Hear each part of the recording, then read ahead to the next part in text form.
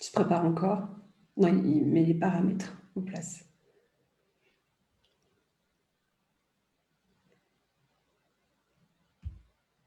Et nous sommes live. Voilà. Bonjour tout le monde. Aujourd'hui, j'ai l'honneur d'avoir Marilyn avec nous. Marilyn qui est aussi de Suisse. J'ai beaucoup d'invités suisses, mais aujourd'hui, c'est de Lausanne.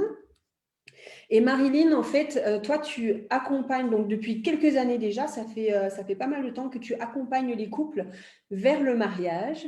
Et puis, tu as continué en fait ces démarches-là parce que c'est vraiment un accompagnement, une introspection. Et tu as eu envie de continuer à les accompagner aussi différemment et d'une façon plus profonde. Et aujourd'hui, on avait envie de discuter ça parce que qu'est-ce qui s'est passé avec tous ces mariages là, cette année?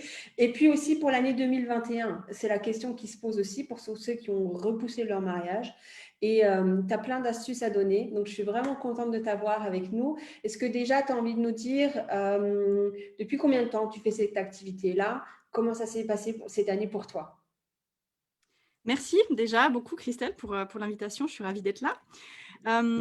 Ça fait maintenant près de 6 ans, oui je crois que c'est ça, 6 ans que j'ai commencé mon activité d'indépendante qui s'est effectivement pas mal diversifiée au cours de cette année, mais avec toujours vraiment ce focus principal sur l'accompagnement au mariage des couples. Donc vraiment l'accompagnement, on va dire, au sens de la réflexion, de l'introspection sur le mariage, sur le sens de l'engagement, pour pouvoir créer une cérémonie totalement sur mesure, qui a un vrai rite de passage, qui permettent aussi aux couples justement durant tout ce qu'ils font en amont, de pouvoir vraiment se préparer à ce que signifie le mariage. Donc pas le mariage le jour J, mais vraiment l'engagement, l'union sur tout ce Voilà, qui va pas juste la fête et la belle robe, mais exactement. Exactement. Et puis, l'idée, c'est aussi de leur apporter de la valeur pour l'après, parce que finalement, le mariage n'est pas un aboutissement, mais c'est vraiment c'est le début de quelque chose de nouveau. Donc voilà, je fais ça moi depuis près de 6 ans et c'est vrai que cette année, elle a été particulièrement mouvementée. oui, c'était une année bizarre hein, pour toi. Ça a été une année très, très bizarre, surtout que quand on a été vraiment mis dans un peu la violence de ce contexte, c'était au printemps. Et c'est aussi le moment où vraiment la majorité des couples on va dire qu'ils sont quasiment prêts, ils se réjouissent. Et ça a été un vrai coup de massue pour eux et pour moi, mais comme aussi tous les prestataires du monde du mariage. Super. Parce qu'on était tous vraiment face à une grande inconnue et à se dire, OK, maintenant voilà ce qui se passe, qu'est-ce qu'on fait? Moi, j'ai eu vraiment je sais pas si je peux dire la chance, mais je suis quelqu'un qui peut être assez angoissé, qui panique facilement, mais là, j'ai vraiment, j'ai vraiment choisi, parce que je pense que c'était un choix, c'était une décision, de pas trop me laisser emporter par le climat anxiogène de tout Ouais, ça par le et de contexte. rester, Ouais. ouais, et de vraiment rester ancré, de dire, OK, comment est-ce qu'on va agir de la manière la plus efficace possible pour pouvoir vraiment donner des solutions et pas se laisser complètement abattre par tout ce qui est en train de se produire, au point de se dire non, mais on annule tout, c'est fini, non, non, non, non, surtout pas. C'est super parce que du coup, tu as vraiment réussi à être une accompagnatrice de tous ces couples-là pendant la période où ça devait franchement pas être facile à gérer pour eux. Moi, ma cousine, hein, ce que je t'expliquais, ma cousine a eu le cas. Il a fallu qu'elle reporte son mariage. Elle l'a reporté à l'année 2021. Et voilà, oui, déjà, il y a énormément de choses à prendre en compte. Il y a le côté administratif, structurel, les prestataires, comment gérer tout ça, est-ce qu'on va être remboursé, enfin, tout ça à gérer, et le côté émotionnel, la déception, peut-être aussi des membres de la famille qui ne comprennent pas, est-ce qu'on annule, est-ce qu'on diminue, est-ce qu'on transforme? Exactement, exactement. Mais j'ai vraiment essayé de me dire, OK, je pense pas à moi, là, je pense à eux. Parce C'est que c'est ça. vraiment eux qui sont. Il y a plusieurs couples, donc il faut maintenant trouver des solutions qui vont. C'est des solutions, on va dire, qui sont, qui sont communes, mais qui vont être rassurantes pour chacun, finalement. Et, et c'est vrai que je me suis tout de suite dit, OK, on va rester pratique, on va rester ancré, on va trouver un moyen de continuer surtout cet accompagnement, parce que c'est vrai que moi, j'agis beaucoup aussi comme coach, comme accompagnante durant cette préparation au mariage. Et là, je me suis sentie vraiment investie encore peut-être plus fort de cette mission de me dire, j'ai vraiment un rôle à jouer, j'ai une profession qui est humaine, et c'est ce que je dis toujours à mes couples au début de l'accompagnement, on a une relation qui est humaine avant tout. Ce n'est pas une relation de client à prestataire, c'est vraiment autre chose. Et là, il y a quelque chose à faire, et je me dois aussi, je me dois de trouver les meilleures solutions possibles pour tout le monde. Donc, la première chose que j'ai ressentie, parce que moi, je travaille aussi beaucoup avec l'intuition, et puis je me suis dit, OK, mais qu'est-ce que je ressens? Qu'est-ce que je ferais? Comment je me sentirais aussi si j'étais eux? Je me suis tout de suite dit, OK, on va rester pratique. Pour l'instant, il y a des mesures qui sont annoncées. Alors oui, je savais que certains mariages étaient directement impactés. Donc, on parle des mariages de avril et de mai. Ça, j'ai su assez vite. Alors, je me souviens plus exactement de toute la chronologie, mais en tout cas, rapidement, on a su que pour avril et mai, c'était interdit. Donc, ceux-là, OK, on trouve une solution pour replanifier une date. D'accord. On essaie de ne pas le faire dans trop longtemps, dans la mesure du possible, parce qu'on perd aussi la dynamique de tout ce qu'on prépare ensemble. Et voilà, et ça, c'était ça, il n'y avait malheureusement pas d'autre solution. Après, pour les autres, justement, j'ai dit, on ne cède pas à la panique, en tout cas pas tout de suite. On garde espoir, donc on continue à se focaliser sur la date qu'on a prévue, on continue l'accompagnement ensemble, on a besoin aussi d'amour plus que jamais. C'est aussi une excellente période pour finalement se rapprocher en tant que couple, peut-être encore développer même de nouveaux outils. Et puis finalement, là, on est vraiment dans le vif du sujet, on est dans une crise, et puis des crises de couple, il y en a plein, on va en vivre plein. Donc c'est aussi un très très bon moyen de développer certaines choses, de mettre de nouveaux outils, des nouvelles clés en place pour la suite. Donc j'ai vraiment continué à accompagner mes couples dans ce sens-là, tout en leur disant, prenez une date de réserve. Comme ça rassure tout le monde. Vous êtes rassurés, on est rassurés. Vous gardez votre objectif principal, mais vous prenez quand même une date en backup. De nouveau, si possible, dans pas trop longtemps, si possible à l'automne ou éventuellement au printemps prochain. Et comme ça, on garde espoir, on continue à travailler comme on le ferait habituellement. Et j'ai senti que ça allait vraiment aussi être très, très bénéfique pour eux, parce que il n'y a pas que cette partie dans le mariage, il y a tellement d'autres choses, il y a tellement déjà organiser un mariage en soi, c'est compliqué. Là, alors en pleine période Covid, c'était juste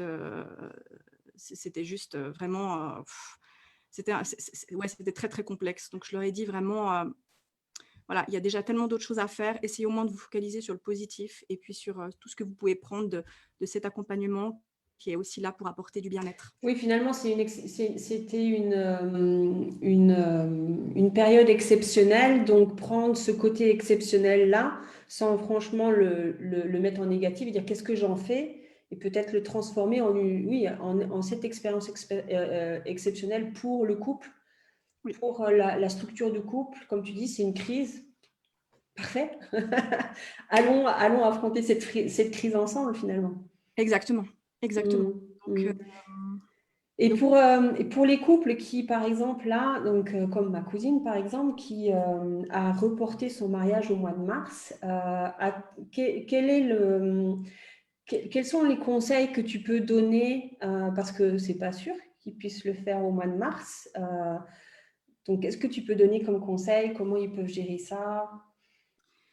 Alors, la première chose que j'ai envie de dire, c'est que si on a vraiment envie de se marier, en tout cas, dans l'idée de la cérémonie, alors je ne sais pas ce qu'ils ont prévu de faire, ta cousine, s'ils ont prévu quand même une partie cérémonie, peut-être autre que religieuse ou civile ou...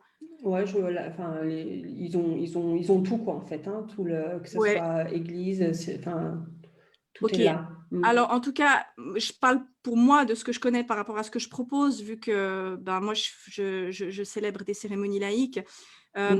Si c'est la voie dans laquelle on a décidé de s'orienter, c'est quelque chose qu'on peut continuer à faire. Et c'est ce que je dis aussi à tous les couples que j'accompagne pour l'année prochaine. Si vous voulez vous marier dans le sens de l'engagement, de la cérémonie, vous pouvez le faire. Alors peut-être que ce sera que vous et moi, mais en l'occurrence, c'est intéressant de se poser cette question, pourquoi et pour qui on se marie. Alors peut-être ce ne sera pas avec les 100, les 150 invités qu'on a prévus, mais il y a plein de techniques. Aujourd'hui, on peut retransmettre par visio son mariage. On peut le partager de plein de manières différentes.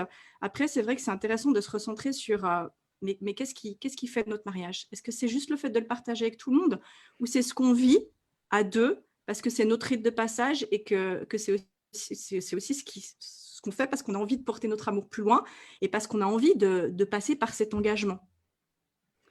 Et si là est la vraie valeur du mariage, oui, c'est tout à fait possible de le faire.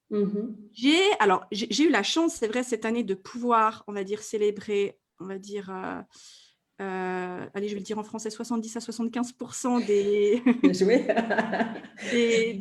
des unions qui étaient prévues. J'ai continué à accompagner 100% de mes couples.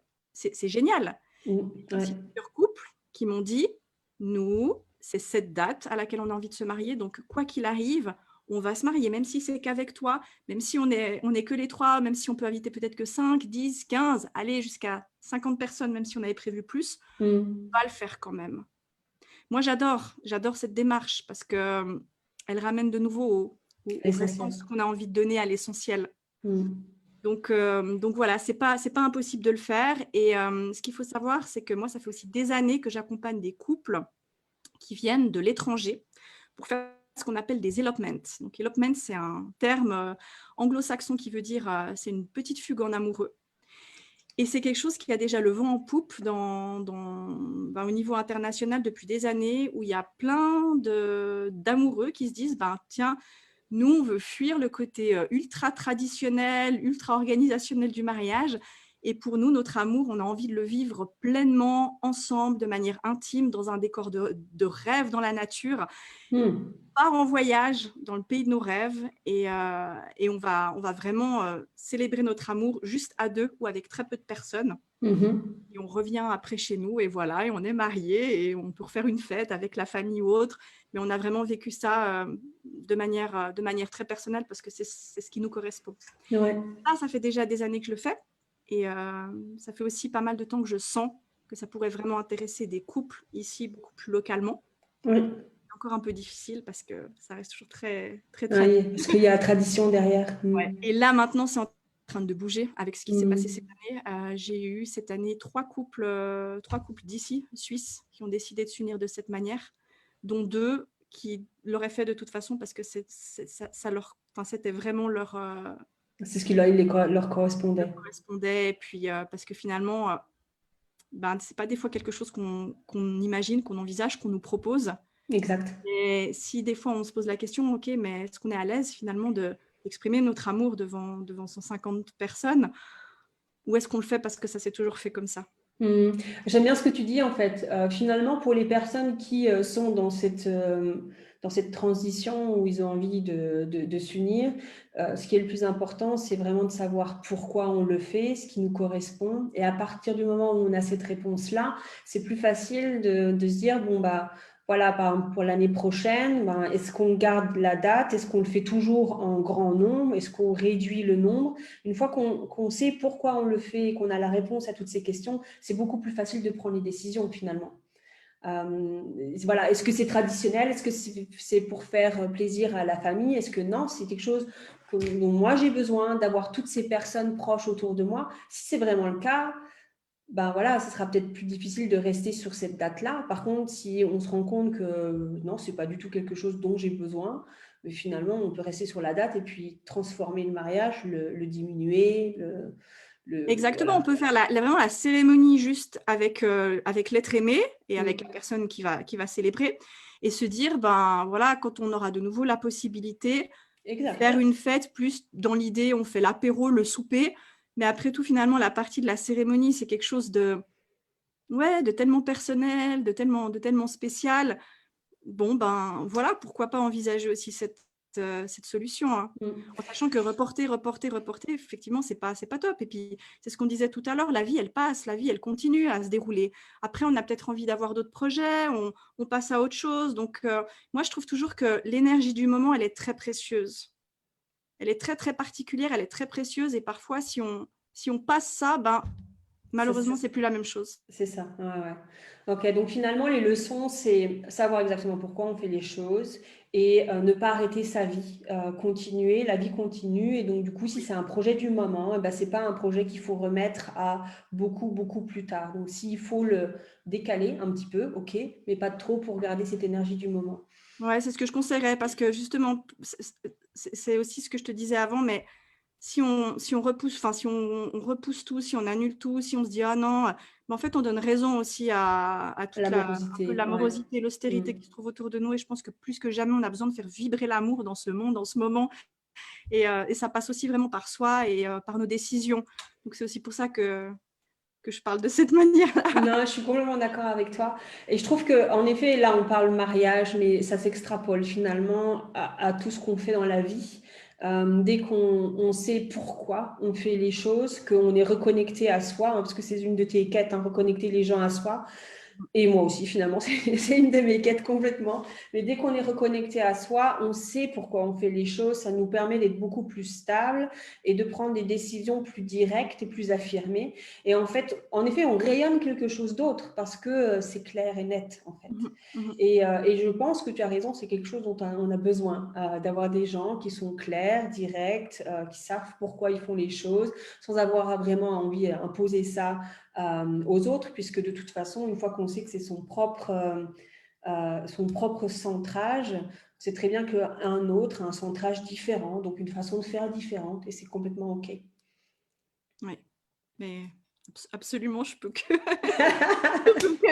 je peux que affirmer. Et puis, c'est bon pour la santé aussi. C'est clair, c'est clair. Bah oui, parce qu'il n'y a plus de blocage après, hein, donc du coup, l'énergie, Ah, c'est ça. Et l'énergie, elle a besoin de beaucoup circuler en ce moment. tout à fait, tout à fait. Merci beaucoup. Est-ce que tu as un site internet ou une page que tu peux nous dire là pour que les gens puissent revenir vers toi et prendre de bons conseils pour leur union Avec future grand et plaisir. présent? Oui, alors j'ai mon site marilinrebello.com. Je ne sais pas, peut-être si tu veux le mettre dans les commentaires ou sinon je peux aussi. Oui, tu pourras le mettre. En tout cas, on voit ton nom là, donc voilà. Alors voilà, mon site, donc c'est éponyme, donc on peut me trouver comme ça. Et puis dessus, il y a vraiment tout ce que je fais. Il y a aussi du contenu gratuit. J'ai Des aussi un petit conseils, ouais. Facebook. Donc voilà. Ok, super. Merci d'avoir été présente. Merci beaucoup pour l'invitation, Christelle. C'était un plaisir. C'était un plaisir pour moi aussi. Je vous souhaite à tous un super week-end. Et la semaine prochaine, il y a encore 2 ou 3 lives et après, c'est fini pour cette année. Au revoir tout le monde.